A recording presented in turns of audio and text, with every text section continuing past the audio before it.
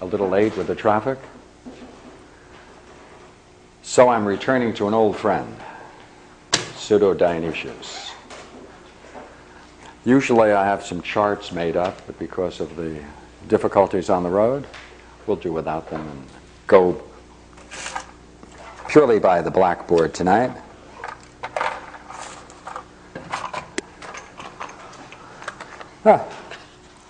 Here is the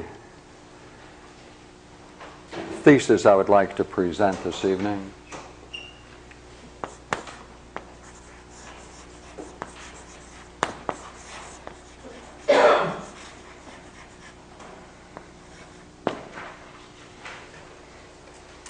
Pseudo-Dionysius is one of the great figures in Western European history.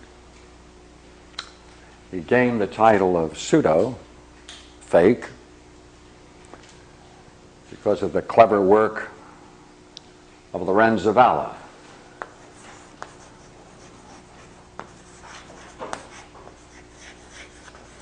And if you ever want to do some work exploring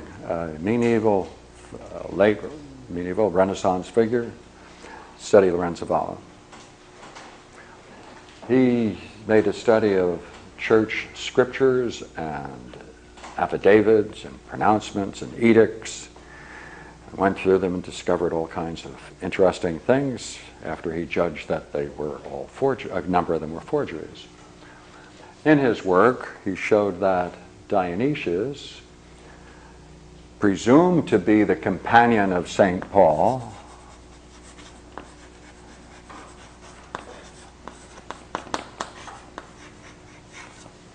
and in his 10 letters, one of which describes the crucifixion, this was considered to be the primary source. His writings were the primary source for Christian metaphysics.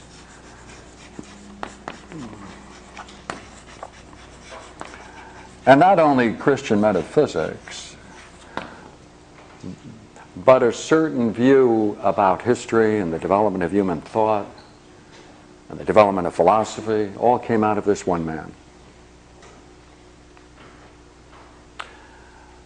And it provided a way for the church to feel quite secure that there was a higher role for revealed metaphysics than there was from any rational exploration of metaphysics. The basis for that was this. Consider two parallel lines. And up here at the common point have Moses. Over here have some of the great figures in antiquity, Hermes, Trismegistus, and Aglaopos, and Pythagoras, a whole bunch of people like that. And have the view that they were contemporaneous with Moses. Then along each side of my figure, place the prophets, and then Paul, right, the Gospels,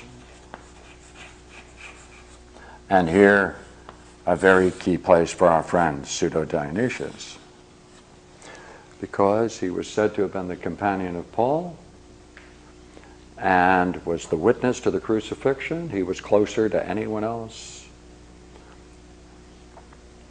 to the formative stages of Christianity.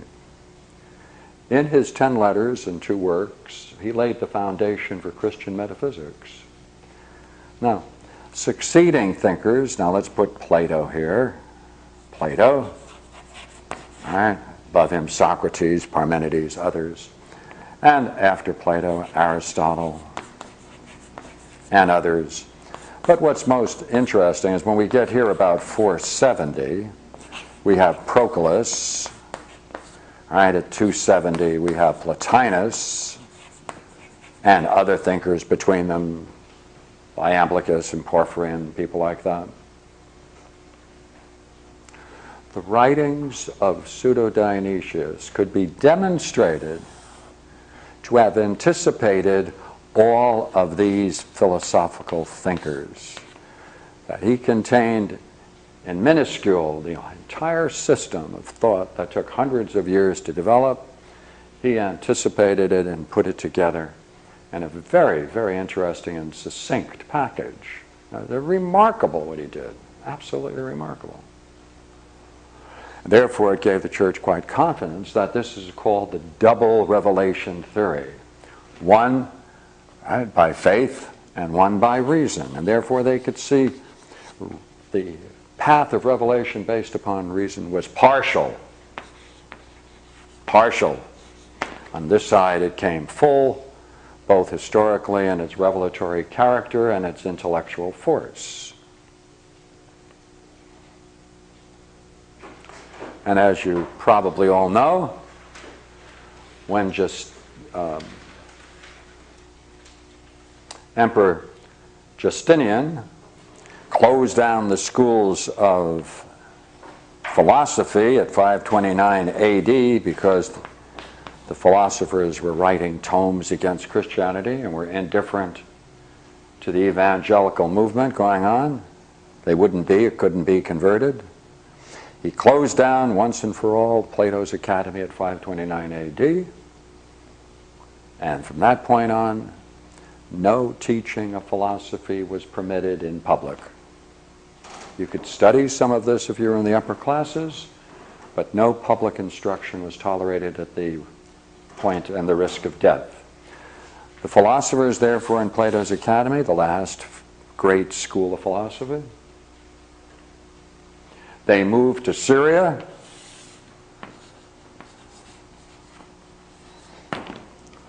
and started an interesting style of development of thought. Syria became quite a center, later Baghdad, later Islamic Spain, and so that ended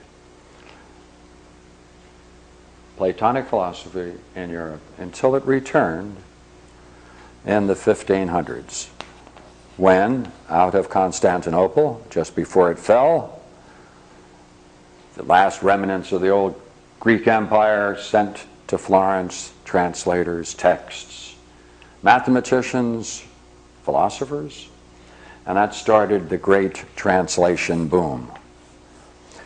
They sent some works earlier than 1500 because the movement was going on. They saw the inevitability of the collapse of the old Greek Byzantine Empire. So for approximately 100 years they were shipping works, but they reached a high point at this point where translations began. Among the people who picked up the study of Greek was Lorenzo Valla. And he decided to make a careful study in the Greek of the writings of Pseudo-Dionysius. And he said, "Excuse me, gentlemen, I have something disturbing to show you." And he showed that this could never have been written when it was said to have been written. And he pronounced the whole thing a forgery.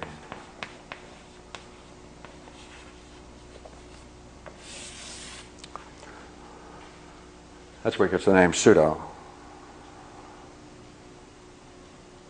When that fell, this whole theory, the double revelation. It didn't fall completely for another 200 years, where a Frenchman by the name of Isaac Casaubon pointed out that the dates involved in these cross parallels are all out of place, and therefore the whole thing was discredited. St. Thomas